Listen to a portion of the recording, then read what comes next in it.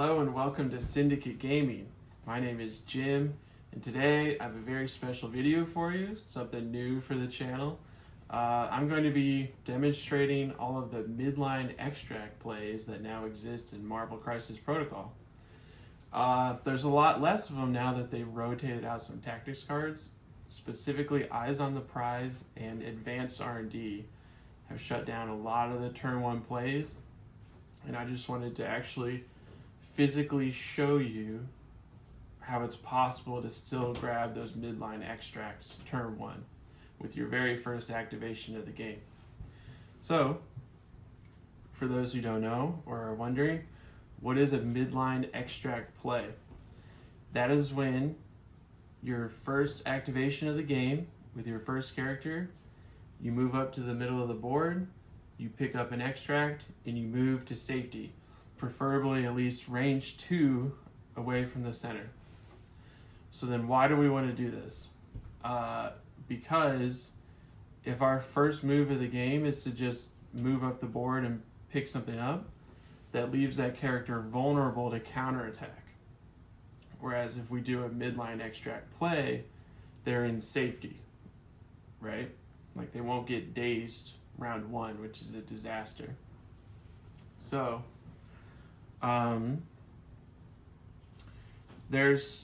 I have about 20 characters set out with me today to show you the strategies, but there's actually a lot more. There's various ways to do this. It just takes a little bit more work than it may have before, just using the Eyes on the Prize. So this should be a fun video. It'll be interesting with my first live camera using. So let me know how it goes. And subscribing to the channel is the best thing you could possibly do to help me out. That helps me get sponsorships and team ups and stuff like that. So go and check that out. Like, comment, subscribe. And I will see you in the next cab review showing off the tables. So I'll be back in a second. All right, and here we are with our setup. I'm going to be starting with the simplest and easiest plays you can make for a midline extract. Here's just a sneak peek of all the characters we're going to be trying out today. But to start off, we're going to talk about medium base long movers. So there's 3 of them in the game. There's Angela, Namor, and the amazing Spider-Man, who I have here with me. So why are they so good at this? Or how are they able to do this? So he's got a big base, which lets him move long. As you can see there, he's moved long, and he's already within range 1 of the extract, right? So he can now legally pick this up for 1 power. And he has a whole activation left. So now he can swing this long move around and come stand on this secure. So by far the easiest play is one of those 3 characters. Anyone with a long move, medium base. So Namor, Angela, and Amazing Spider-Man. And then I quickly just want to talk about our good friend Toad here. So Toad technically does not do a midline extract, but he's kind of the next best thing because he has a rule that lets him interact at range 2. So what that means is, here I bumped him a little bit. So when we activate Toad, he can move medium. So as you can see, he does not make the range 2 to pick up the extract, right? So he has to spend a second action to get it. So we're just gonna bump him up. But now he can legally grab this extract. He's gonna end his turn here, right? But he's pretty far from the middle of the board, so he's relatively safe. And then he even has another superpower called Slippery to let him move away if they're not able to one-shot him. So Toad is a really good investment for only 2 threat, because all these other characters like Spider-Man, Namor, Angela are all 5 or more threat. So Toad is a great option for just a cheap safe-ish play turn 1, so keep that in mind. All right, so now let's move on to our next category that I'm calling the combo cards, or the team-up cards. So here you can see we have Peter Parker and Black Cat, Colossus and Wolverine, and then Loki and Thor. So what these characters all have in common is they have a card that they use with an ally to throw themselves medium. So let me demonstrate here. So here we have the cat and the spider. What it says is Peter Parker and Black Cat have to be within range 2 of each other. They both spend a power. You throw Black Cat medium. She doesn't suffer collision damage, and after the throw, she may interact for free, which is essential here. So I'm going to demonstrate the play for you. All right, so here's how we do it. We're activating Black Cat first, right? Oh, I bumped her. But with her activation, she's going to move to be range 2 of Peter Parker. Okay, she's at exactly range 2 of Peter. Now they both play Cat and the Spider for 1 power. So we're throwing Black Cat medium. Right? So there we go. So she's going to end up obviously within range 1 of that extract. And then the card says you may interact for free.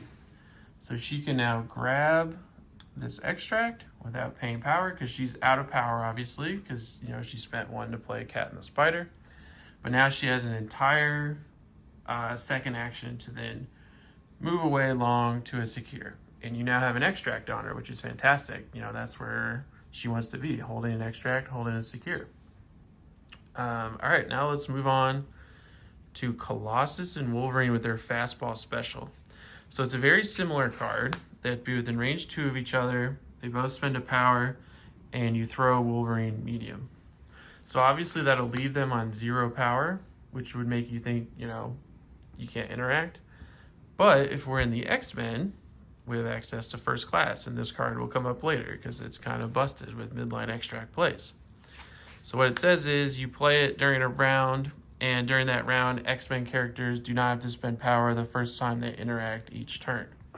So, as you can probably see, what's happening is if you want to, you can activate Wolverine, move him to range 2 of Colossus. They both spend a power to fastball special to throw Wolverine medium. So he gets like way up the board. He's way up here, just like Black Cat.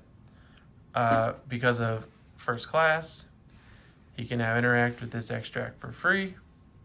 So he snags this. Oh, come here, buddy. And then he can either attack if you want to. Like, he could hit an enemy that's here. But, if we're doing a midline extract play, he can move back medium to safety with whatever it may be. So there's Wolverine and Colossus. And then we have almost the exact same thing with Loki and Thor and sibling rivalry. And this works because they both start with at least 2 power. Loki can get an extra power if he has a stone, but you don't even need the stone here.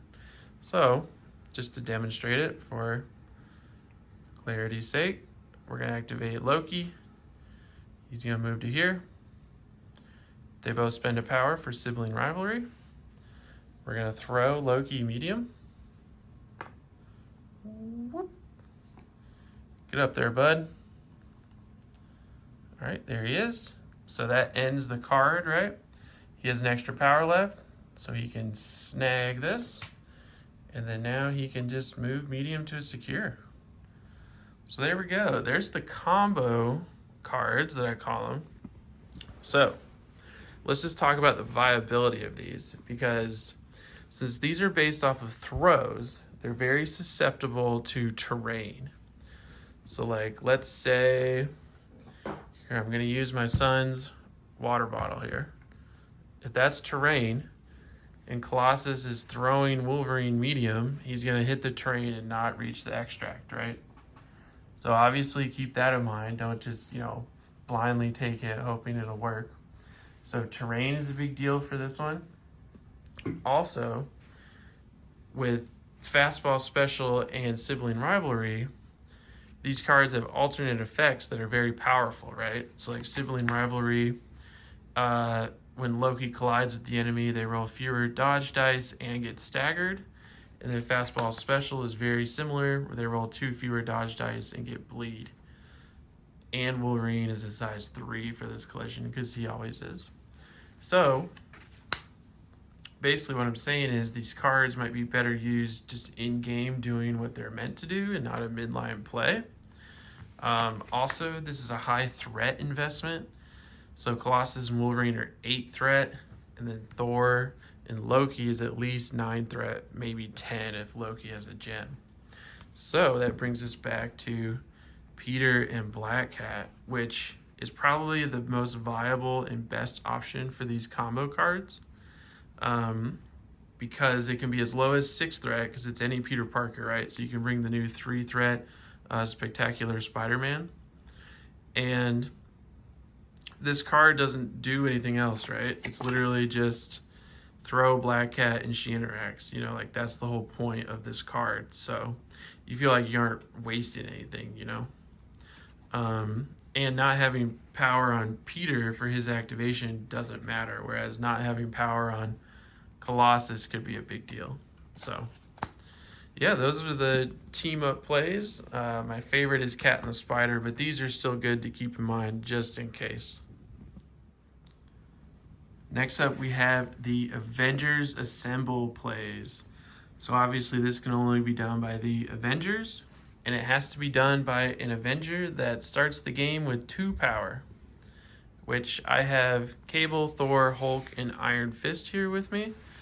But you could also use like She-Hulk, the Mighty Thor will probably be an Avenger, you know, any other Avenger that comes out that starts the game with 2 power.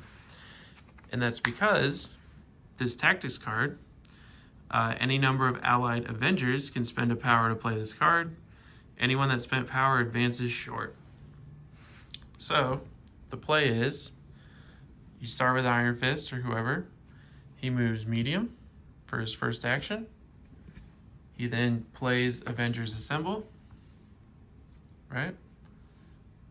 For 1 power to move up.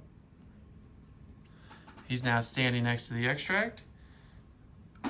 Iron Fist has 2 power when he starts the game, so he can pick up that extract for a power. And now he has a second action to move medium back to safety or a point or wherever you want to put him, right? And it's the exact same thing with all these guys. So here's Hulk. Hulk will make a return in this video. So here's Hulk. He moves medium once, plays Avengers Assemble, gets right up to that range 1, picks up the extract, moves away again, right? Thor, exactly the same as Iron Fist, and Cable. He's on a different size base, so I'll show that as well, just to be perfectly clear here. So Cable, you know, moves short. Avengers Assemble to move short again. Get to that range 1, spend a power, and then he can move back to a point. So there you go. There's the Avengers plays. Pretty straightforward. It does cost a tactics card like most of these, but it's very flexible. Like, it works with a ton of Avengers. Okay, and now we have the Mystique Brotherhood plays. So Mystique unlocks a lot of midline extract plays because her leadership says, the first time a character would interact with an extract this turn, that power is refunded. So that opens up a lot of characters to use superpowers for movement and to pick up extracts that they wouldn't normally be able to do, right? And the most famous ones are Juggernaut and Hulk, which you see this quite a bit. This is a popular team composition. I've played against this a lot. So basically what you do is you activate Hulk. He can move. He can actually move again, right? And then he can pick up the extract for 1 power. It gets refunded because of Mystique. And then he can spend 3 power to place himself range 2 away. So it's a very similar thing with Juggernaut. He moves once. His superpower gets him 2 additional power. So then he can move again. Pick up that extract. Power gets refunded because of Mystique. And then he can spend 3 power to slide backwards. So there's the plays. It works on more characters in the game, but the most famous are Hulk and Juggernaut. It's really popular on Senators because they can actually get really far to the other player's side of the board. And it gets around the movement restriction. So that's a popular one. It's on some high threat characters, so you don't see it too often, but Hulk and Juggernaut in combo are tough to deal with, especially when they're both doing it if you're not careful. So keep an eye out for this one. Now it's time to talk about the X-Men. So the X-Men are notorious for having a lot of extract plays because of their leaderships and tactics cards, and it's just something that's very easy for them and one of the strengths of their play style, right? So let's start off with the easiest one, Storm. Storm's leadership says, if an allied character is within range 2 of another allied character, they can spend a power to place themselves range 1 of the ally. So if Wolverine spends his power to place within range 1 of a medium base character or larger, then that allows him to move medium, his speed, right? Up the board to snag that extract. I think I lined it up a little bit wrong. No, it's okay. All right, so now he can play first class because we're talking about first class here. Lets all your X-Men interact for free that round. That's what unlocks this. So then Wolverine is free to grab this extract and then move right back to this point. So that's the Storm extract play, right? So it requires medium-sized base or larger, unless you have a long-moving X-Men, which the only one in the game right now is Shadowcat, which I don't have Shadowcat built or painted, so I'm just going to use Black Cat because she is a cat with a long move. So Shadowcat can do this play off of any size base character, so even a small base. So I'm going to show you here. Look, you can do it off Storm herself, right? So Shadowcat is going to spend a power to place range 1. She's on 0 power, but we have first class in play here. So now she can do her long move. Look at that. She has plenty of movement. So now first class lets her snag this extract. And she can long move back. Really good, safe play for the X-Men here. And it's part of the reason why Shadowcat is so prominent in all these X-Men rosters. And then we just have Cable, who has something called Body Slide by 1 that lets him place range 2. So what he can do is he can short move. He can Body Slide by 1. Oh, I just bumped him. Great. Well, my fault. But essentially, he places himself range 2. He's got plenty of movement there, right? First class lets him snag this. And then he can move back short, right? So we can come back here. So that's obviously great because it doesn't cost you anything, right? The only problem is it's on a 5-threat character that prefers to be killing things. So ideally Cable wants to be using his movement to be shooting somebody round 1 and not doing an extract play. But it's something that is available to the X-Men if they want it, right? So just keep that in mind when you play against X-Men. there's another X-Men play we need to talk about. And it's the plays revolving around To Me, My XMen. So this is a tactics card available to the X-Men, obviously. An X-Men leader can play it. They can spend any number of power, but the important thing here is 1 power. They can move an ally towards them short. So essentially what's going to happen is Charles is going to spend his 1 power to move Wolverine towards him. So as you can see, I have the angle set up here. So it's towards Charles, but it lets Wolverine get a move, right? It's kind of similar to the Avengers Assemble play, like you're moving up the board short, right? It's just coming off as somebody else, which then lets Wolverine advance medium. There you go. So now he's got the range on the extract there. He can pick that up and move away again. And this doesn't even require first class, which is interesting. So I don't know why X-Men would ever not bring first class, but it's there, you know, like maybe they want to save it for later in the game, but another X-Men play for you. Okay, so now we're going to be talking about the characters that can hold the Space Stone, which currently in the game is Thanos, Loki, and Ebony Maw. So what this says is, essentially they can spend 2 power to place themselves or an ally range 2 of its current position. So let's look at Thanos here. So Thanos can activate. He can move medium. Right? He can spend 2 power to Space Stone himself. See, look, he gets way up the board. Like, he can get all the way up here because he's got that giant base. Okay, and then he has an extra power to snag this extract. And now he can move away medium, or just for fun, let's just move him up. Let's get really aggressive. That kind of messes up the point of the midline extract play, but you know what I mean. And it works on Loki and Ebony Maw too, because all these characters start with extra power, right? They get an extra power from the Space Stone. They innately get extra power. So here's Loki, moving medium. Place himself range 2.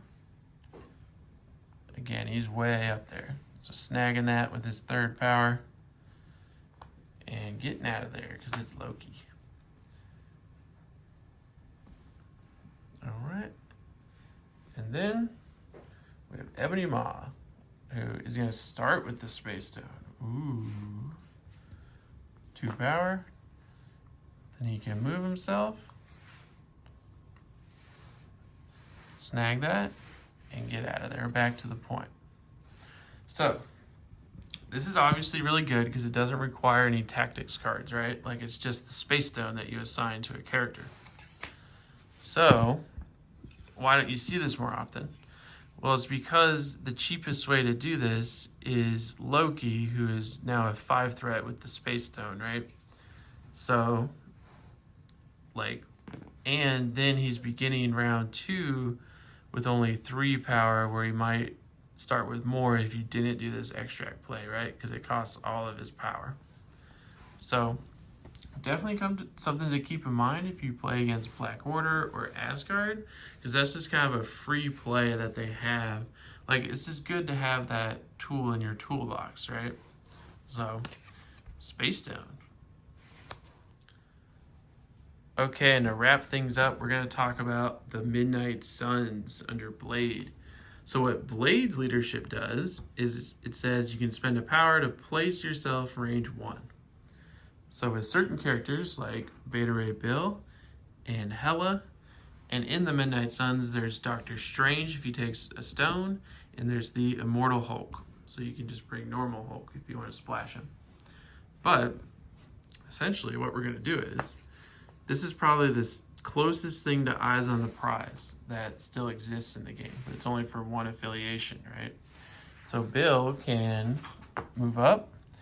He can use the leadership to place himself range 1.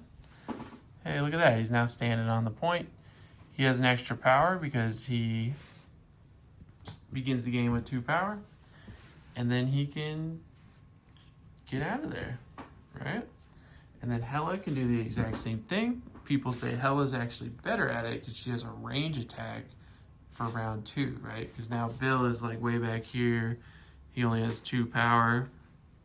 So might be better with certain characters. And Hela has bleed synergies with Blade, which is kind of cool. So just keep in mind, to do this play, you need a medium base or larger and 2 power in order to do the Midnight Suns play, right? So that's like really similar to Eyes on the Prize, right?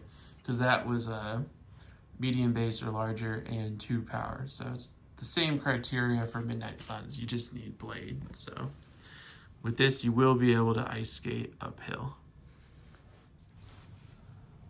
All right, guys, that's going to do it for me. That's all the midline extract plays I could think of that were, you know, one character during the first activation can do it safely, right? There's a lot of other plays, like I mentioned in the video about Charles Xavier, how you can like chain power together to do a bunch of them in the first round, but I just wanted to focus on first activation, get that extract, right? So you don't want to do a midline extract play every chance you get, right? Like you want to think about it a little bit, because, you know, like on hammers, if there's 4 of them on the board and you steal one with a tactics card, it's like the other player is also going to get one. So it's like you haven't really won anything, right? But on the scenarios where there's an odd amount of extracts, so like cubes or spider infected or legacy virus, having that extra extract on your side of the board makes the other player have to come to you, right? Because it's like, if there's 3 extracts and 4 secures and I have an extra extract over you, I get 1 more point every round and I'm going to win the game unless you come and stop me, right? So that's really the benefit of the extract plays and why they're so important, and why I wanted to highlight them if you had heard about them but weren't sure what they were, how to do them. So thanks for watching the video if you've made it this far. Let me know if you liked it, if you want to see more stuff like this in the future. Be sure to subscribe if you're not subscribed, and leave a like. So thanks for watching, everybody. I really appreciate it, and I will see you in the next video. See ya.